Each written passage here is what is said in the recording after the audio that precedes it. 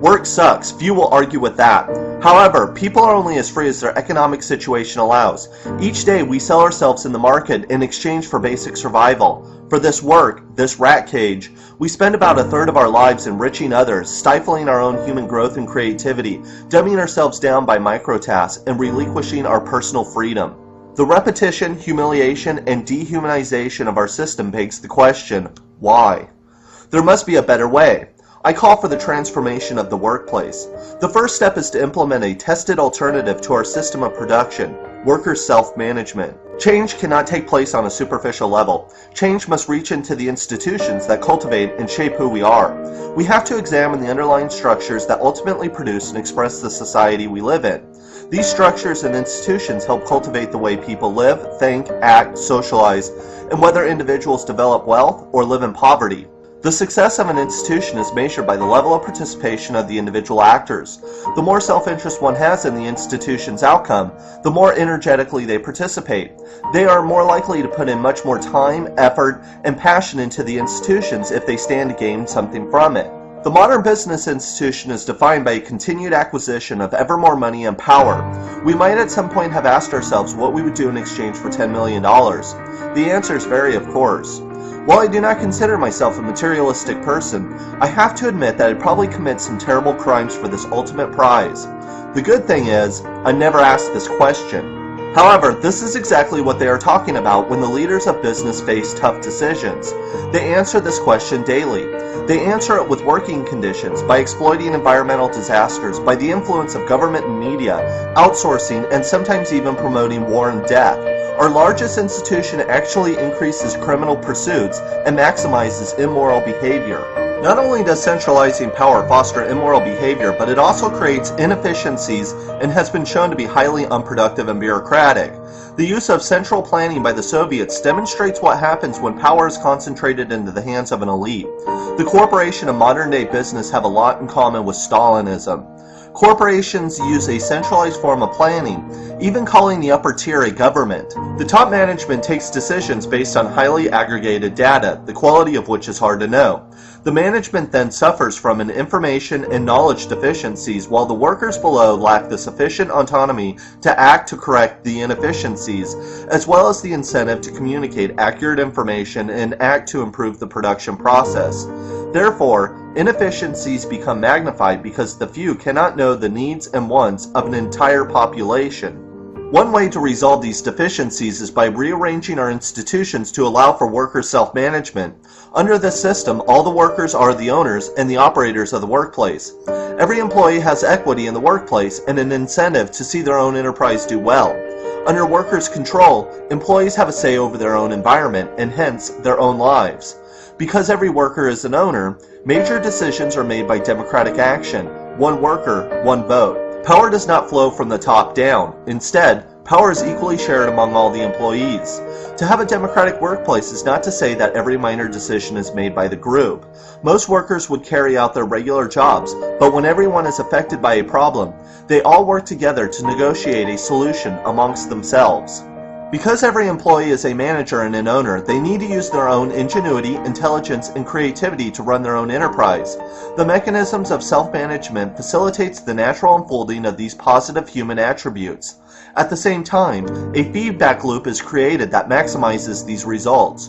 Over time, workers predictably become more intelligent and become more willing to use all of their human faculties in the process of self-management and production. People who are invested in the success of the enterprise will balance their need to have a decent work atmosphere with the effect on overall production. Obviously, nobody wants to carry out the same monotonous task, so jobs like these would be distributed or automated. The workers would share a variety of jobs from manual to more intelligent labor. This doesn't mean that specialization would be eliminated. Specialists would coexist and make decisions affecting their areas of expertise amongst themselves, unless the decision affects the rest of the group. The supervisors of today would be eliminated. If a group of workers feel they need somebody to administer their jobs, they would choose amongst themselves. Moreover, if a manager is not performing his or her duties or treating the employees harshly, that person can be pulled by democratic action. Another side effect of self-management is that competition between employees is replaced by cooperation and solidarity. Adversarial relationships are eliminated when everyone has an equal stake in whether they succeed or fail. All this creates a sense of brother and sisterhood, which is reinforced because it is in the individual's self-interest to assist each other. This is actually positive for production and productivity. For instance, when cooperation and competition are measured in comparison, study after study, and even studies that review other studies, show that cooperation is more efficient, productive, and effective. Competition restricts the flow of information between individuals. It redirects energy and impedes progress. When ideas and power are centralized in any body, they become highly bureaucratic and ineffective. Every worker-run enterprise will run according to whatever approach works best. This allows for dynamic, creative experimentation and flexibility to meet the complexities of the economy. Without CEOs, CFOs, VPs of this and that, and boards of directors, the wasted massive salaries they receive would pull back to the employees and eliminate the massive incentive for opportunistic immorality. That all sounds great, but the next question is, does worker self-management work? Both history and current research prove that yes, they do. For instance, during the Spanish Civil War, many factories in Spain came under workers' control.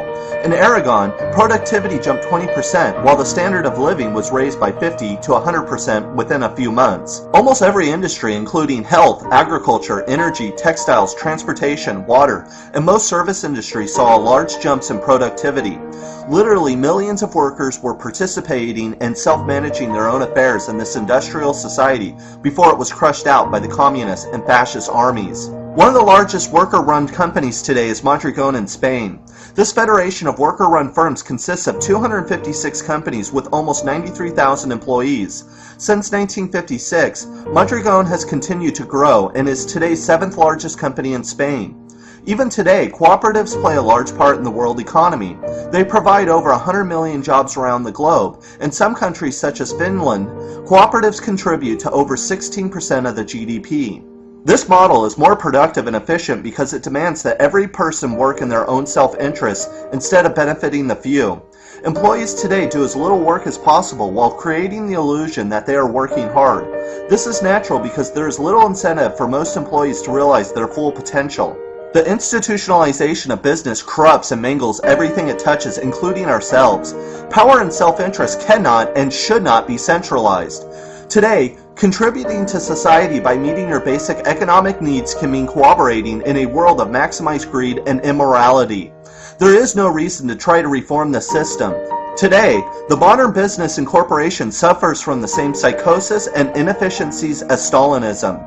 Most industrialized countries have been smart not to follow the Soviet course directly. However, they've handed centralized power to the hands of modern-day business. The incentive to act immorally is too great for any small collection of people to have. That is why power must be completely decentralized and returned to the rightful owner, the individual. We have a workable alternative. Employees should be the managers of their own work, their own surroundings, and their own lives. Self-management is possible in the first step to deconstructing the absolutely dysfunctional nature of our society. Worker self-management maximizes cooperation, critical thinking, creativity. It demands people to take control of their lives and their surroundings. It does this not by assuming people are selfless beings, but assumes people will follow their own self-interest and thereby produce and maximize these positive results. The whole system of worker self-management therefore helps to produce a society of decent, intelligent, and responsible people.